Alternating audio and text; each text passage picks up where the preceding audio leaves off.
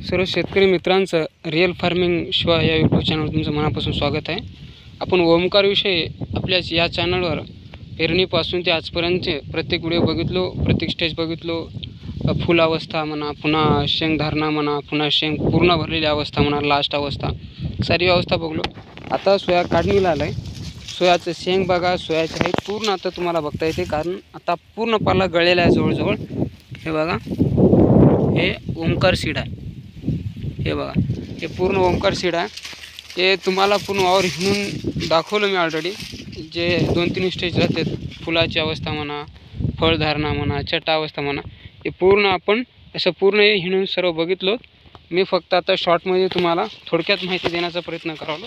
हे प्रभाकर अंकुर आहे।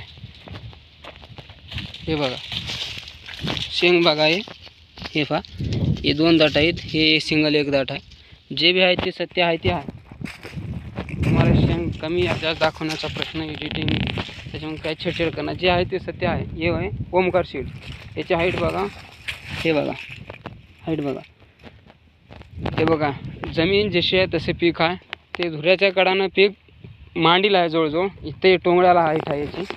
हे बघा, आता ही जी हाईट टोंगळ्याला आहे हे जवळजवळ सर्वसामान्य आहे। म्हणजे जास्त पकडलं तर ही हाईट आहे समजा टोंगळ्याला किंवा टोंगळ्याच्या वरी। बघा बघा, तुम्हाला कसं वाटतं ओमकार? छान आहे नाही कमेंट करून तुम्ही सांगा।